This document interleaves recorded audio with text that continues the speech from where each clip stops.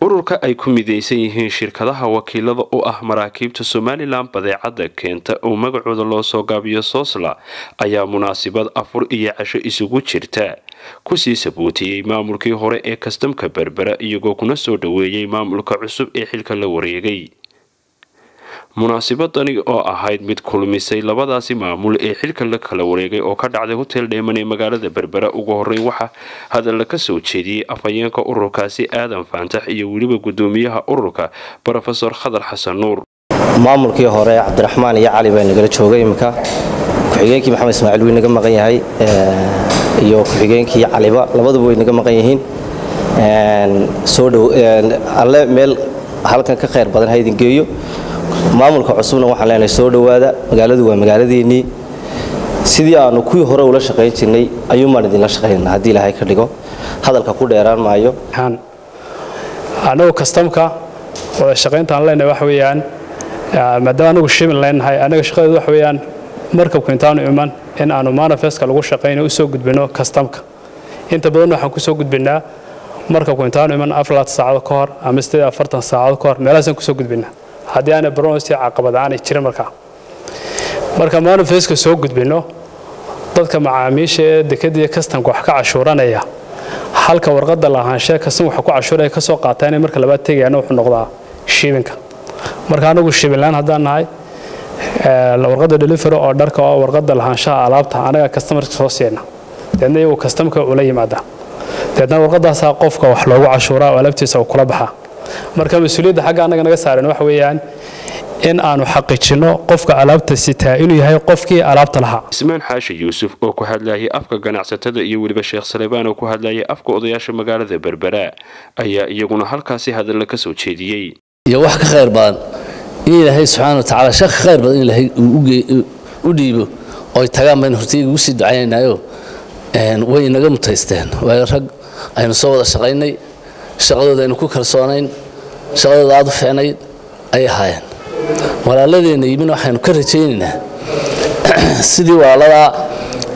shaqada hufan ay u hayeen kulli laga dooni maayo kale waxa la ka rabaa adeeguna hagaajisaan sida sharciga yahay baa la maraya runtii waa arrin wanaagsan isbarashay leeday mahadnaqna way tahay Cabdiraxmaan waxa la leeyahay intii aad shaqaysay shaqo wanaagsan baad qabato qarankana aad u qabatay xiriir wanaagsan adiga iyo dadkii magaalada weyn ka dhaxeeyo waad ku mahadsantahay Ilaahay meeshii meel ka khayr badan ku geeyo maamulaha cusub isagana aan soo dhaweynayna waxaan leenahay sida Cabdiraxmaan looga mahad sheeganay sideeda la rabaa adigana maalintaada in lagaaga mahad sheegto. علي يوسف oo ahaa madaxii barxadda ee hore ee kastamka Berbera Cabdiraxmaan Ciro isaguna ahaa maamulihii hore ee xilka wareejiyay ayaa ka waramay taariikhdiisa dheer ee uu ku lahaa customiska Somaliland. bedelka aad baan ugu qanacsanahay raalli baan ku ahay waxaan qof aan ka cabanin marnaba in la bedelo because waxaan soo maray bedel fara badan dhammaan gobolada dalka Somaliland gobol aan ka soo noqon maamul kasta ma jiro انت بدل بك تيجي بدل بك غيني midna ma lahayn Berbera aniga igama duwana gobolada soo marayay kama lihi meel gaar ah maaha meel shaqaalaha baa ku yimid shaqaalaha inuu ka tagay waxa iga dhawaan xaqiiqda markaan idin sheego xilkayga horna waan ku sheegay kastabka gaarka u leeyahay anigu ma hakan marka kastabada laga hadlayo ragayga soo shaqay midba calaamadsaday وانتي ugu badneed joogay oo ka shaqeynayay intii ugu badneed oo dadkiisa iyo degmadiisa dadkiisa macaamileen aniga wax kasabka kala bayd saddex goor baan bedel ku tagay kasabka kala bayd 95 kii baa laga bedelay Berbera 1995 December bayd kala beed baa laga bedelay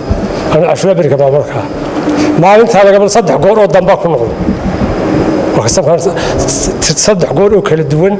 oo mid intaas oo sano u dhaxayso aan ku noqday bedel inta wada maamul baa ku tagay dad badan waxba ma ka qaldan shaqo anaga kuma xidna qoro inayda noola shaqeynayeen ayaan ku codsanaa si ka sii wanaagsan waliba nimankan waa niman Berbera cusub tahay inay la sii shaqeysaan anigu Berbera waa garanay Cabdiraxmaan waa garanay wax badan aan Berbera ku garanay baan ka garanayn marka waxaan leenahay oo hagar baxa waa niman ku cusub maanta ay Berbera ku dhamaantood u tahay in halka shaqeeyaan gunaanadkii isaguna waxaa munaasabadaasi uga mahadnaqay ururka soo qabanqaabiyey maamulaha cusub ee kastamka berbera axmed maxamed xabane. saaxiibkay cabdiraxmaan ciro oon in badan soo wada shaqaynay ahaana dadkii shaqada aan hiigsan jiray alxamdulilah maantana bartii uu gaadhay inaan gaadhoon ku faraxsanahay. macallinkii aan ka bartay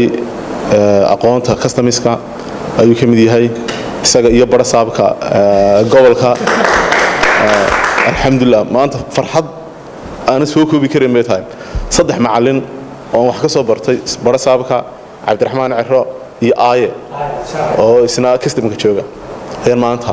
aan wada shaqaynay iskugu nimidna. alxamdulilah mar labaad waxaan mahadnaqayaa inamada shiibinka Saleebaan Cismaan adeer Cismaan aad baad ugu mahadsantihiin soo dhaweynta aad soo dhaweyseen sida walaaltinimada leh sida kalgacalka leh sida xishmada leh. Mabaarig Nirig telefishinka caalamiga Sahan TV magaalada Berbera.